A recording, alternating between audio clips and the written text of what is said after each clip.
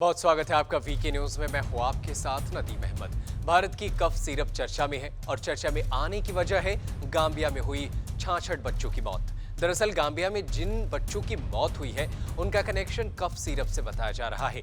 खास बात यह है कि ये कफ सिरप भारत की बताई जा रही है और अब इसे लेकर विश्व स्वास्थ्य संगठन ने अलर्ट जारी किया है। साथ ही कफ सिरप को लेकर जांच की जाएगी। ऐसे में सवाल यह है कि आखिर इन कफ सिरप में ऐसा क्या था कि जिस वजह से बच्चों की मौत हो गई।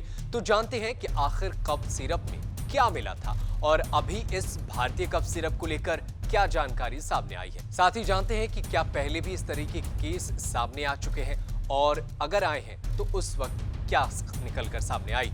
WHO ने भारत में मेडॉन फार्मास्यूटिकल्स की ओर से बनाए गए कफ और कोल्ड सिरप को लेकर अलर्ट जारी किया है। दरअसल 4 सिरप के सैंपल की जांच की गई थी। उनमें भारत के मेडेन फार्मास्यूटिकल लिमिटेड द्वारा बनाई जा रही कफ और कोल्ड सिरप शामिल है। बता दें कि पिछले महीने यानी सितंबर में गांबिया में 66 बच्चों की मौत हुई थी। बताया जा रहा है कि इन बच्चों ने कोई कफ सिरप पिया था जिसकी वजह से इन बच्चों की गुर्दे में समस्या सामने आई। इसके बाद सरकार अब इन मौतों के पीछे कारणों की जांच कर रही है।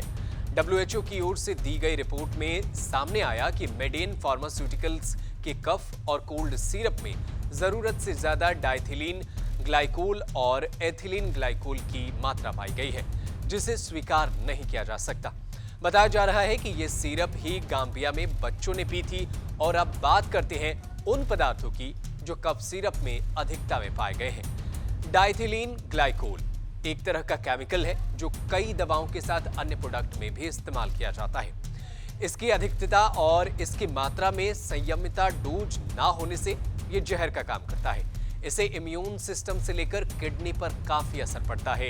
इससे पॉइजनिंग का खतरा सबसे ज्यादा रहता है और इसके सेवन से पेट दर्द, उल्टी, दस्त, सिर दर्द, बदली हुई मानसिक स्थिति जैसी दिक्कतें आ सकती है। इसका सबसे ज्यादा असर किडनी पर पड़ता है और कई बार ये मौत की वजह भी बनता है। एक वयस्क व्यक्ति को 1 ml शुद्ध DEG से ज्यादा मात्रा नहीं देनी चाहिए। एथिलीन ग्लाइकोल की गिनती भी विषैले पदार्थों में की जाती है। ये गाड़ियों में एंटी फ्रीज के रूप में भी इस्तेमाल किया जाता है।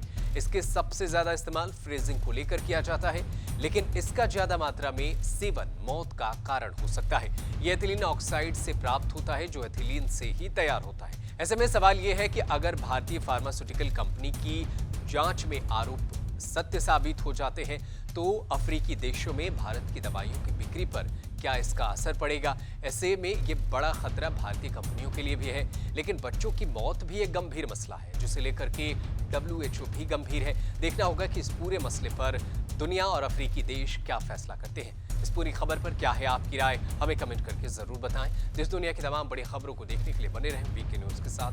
धन्यवाद। वीके न्यूज, राष्ट्र के नाम।